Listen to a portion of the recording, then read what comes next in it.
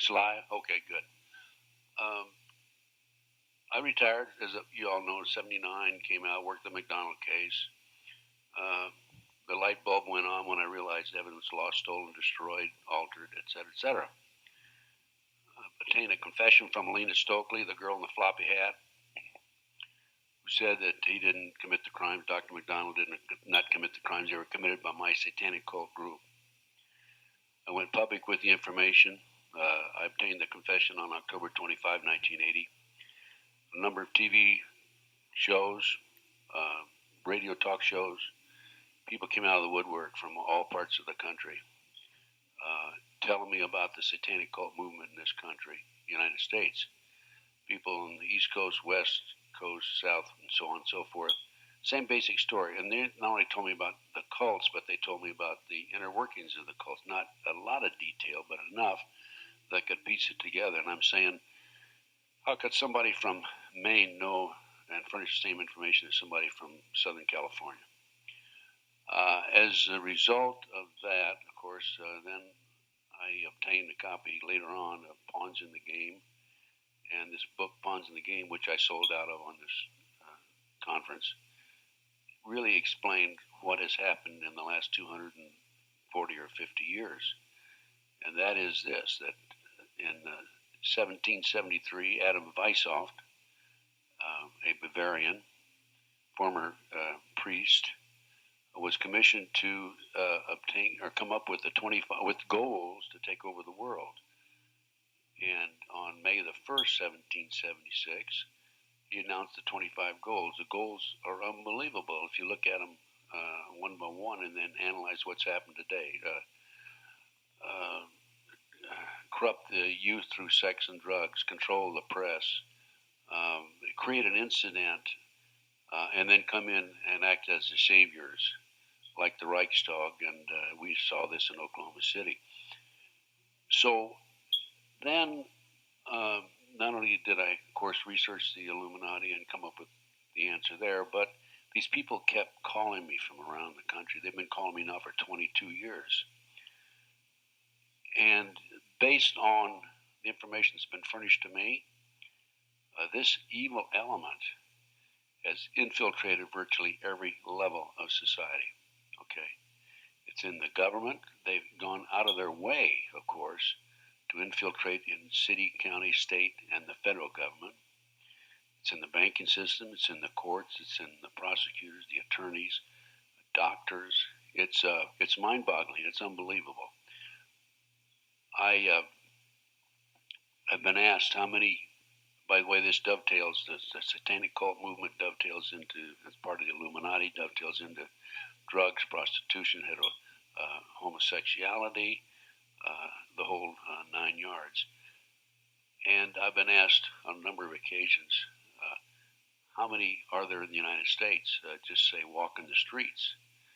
And I say that there's close to 4 million, if not 4 million, practicing Satanists in America today. That's 1.5% of the population. I reached these figures through 3 different means. Number one, a confidential source in the South Bay area, Los Angeles, population 200,000, says there's about 3,000 members in that area. That's where the Manhattan Beach McMartin case took place. Lincoln, Nebraska, 200,000 population. Another source told me about 3,000 members there. Iowa City, Iowa, another source told me about 1,500, and Iowa City's a population of 100,000. So if you project those figures, that's what I see as the strength and the number of individuals who are involved in this movement at basically at the street level, and also in controlling positions in various industries. So it is a serious problem. What we're going to do about it, I don't know. The best we can do is just expose it and try to wake up America. It dovetails into the banking system, as Eustace will tell you, I'm sure. And it's even in the military. As Bo mentioned to me, I think just yesterday, the military declared Satanism a legitimate religion, and they can practice it. What year was that, Bo? It was 1976. It was the year I changed on my dog tag my religion to Special Forces. And the Inspector General was very chagrined because he came and said, Bo, you're the commander of Special Forces. We cannot gig you. We don't want to. You've got to change your dog tag. And I said, look, if you can put Satanism as your religion, as an official Army recognized religion, don't tell me I can't have special forces as my religion. And so the troops heard about it, and they all changed their religion to special forces too. I'll try to cut the rest of the answer as short as possible. Do I think that the FBI and the CIA? I'm not talking about the whole group. There's a lot of good people in both agencies, but do I think that they're incompetent? No. Do I think they've been infiltrated? Yes. And in the FBI in particular, I'll tell you what happened here when Reagan was president. They were having difficulty getting agents on the street to advance to the supervisory level. Of course, that's a very important position. And because the fun is on the street, it's not sitting behind a desk all day pushing paper. So they sent a memo out. This is what I've been told by some of my friends. To the street agents, anybody that wants to be promoted, submit your resume and let's go from there. Well, as a result, I think that what they did is the good agents stayed on the streets and the other agents, the Illuminati members, if you want to call them that, not all of them, of course, advanced to the supervisory level. On one occasion here during the Atlanta, Georgia Olympics, there was a spokesperson on for the FBI on national television in connection with the bombing that took place down there. And I had a call from an adult survivor. Adult survivor is somebody that's born into the movement, the cults, is raised there, gets out, tries to go straight and stay away from it. But I had a call from an adult survivor and said, this person told me, a woman, that she recognized that FBI spokesman as having attended satanic meetings in the past. So I'm saying that, hey, they've had 230 some years to put this together. They're advancing. I know of one adult survivor who was a recruiter and a trainer. She was training other people in San Diego area to recruit survivors. And she was recruiting 26 people at a time, other people, teaching them how to recruit in the satanic movement. Very serious problem. So I'm sorry I couldn't make it any shorter than that. Ask you just a question. This hierarchy, this hidden hierarchy that we have, I've tried to research and locate a headquarters for this element. It'd be nice if we knew where that was, and also how often they meet and where they meet. Do you have any information on that? Well, for quite a few years, I believe that the headquarters was the office of N.M. Rothschild in London. And I still think that they do have a special office somewhere, but it's these people. Now, there is also, behind the scenes, a demonic force, whether it's extraterrestrial or what but it's definitely a demonic, anti-human operation. And that's why I say I've never been able to get, I've never seen any artist rendering or imagining of this force, because apparently it's something so horrible we can't even conceive of it. It's interesting, too, that in the Bible, the Apostle Paul uses an interesting term when he says that we have a fight not against flesh and blood, but against principalities and the forces of darkness. He uses the term in Greek, cosmokratoros, or rulers of this world darkness. Are we losing sight of the fact that Oklahoma City, the World Trade Center 93, and that 911 is actually a ploy in order to take away many of our constitutional rights and civil liberties? That's what it's all about, as far as I'm concerned. And then if you're going to conquer the world, you got to conquer the United States first, because we're the strongest in the world. And in order to conquer us, you can do several things. Number one, you control the food, as Henry Kissinger has said in the past. Take away your constitutional rights, civil liberties. Put the so-called enemy behind bars and control them. Set up the 10 districts that's been set up in this country, so we won't be able to travel from one district to another. And the internment camps.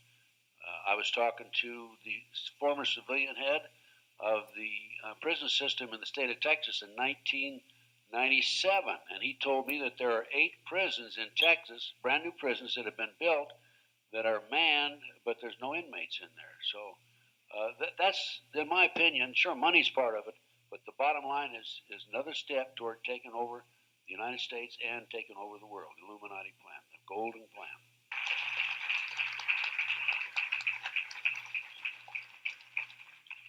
That's a tough act to follow, isn't it? Bo is a great guy. Everybody up here is great. I'm so proud to be up here with them. I'm really flattered because I know we have some real Americans here. Brian, thank you for inviting me and thank you, making Ted. me part of this fantastic event. I've given a number of lectures across the country, and I have to say this is race number 1 as far as your people are concerned, and as far as thank you very much.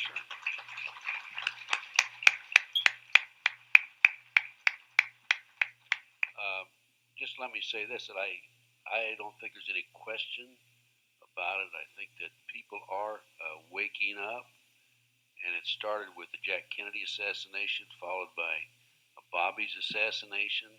There were more bullets in the walls in Bobby's assassination than there were in Bobby, and it goes on. Then we had Ruby Ridge, and we had Waco, and more recently we had 93 bombings, and then Oklahoma City, and then we have most recently 9/11, and then we have people like Arlen Specter, the magic bullet theorist, coming out, making statements that he expects us to believe. I mean, outright fabrications.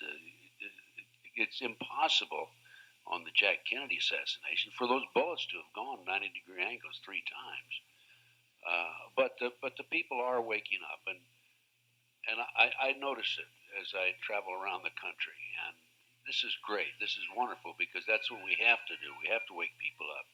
I can say this, that since I got out of the Bureau, FBI, 1979, 23 years ago, and became involved in these issues, that I've done everything I can to wake up my fellow brothers and sisters, and along the way I've lost an awful lot of people that I thought were friends.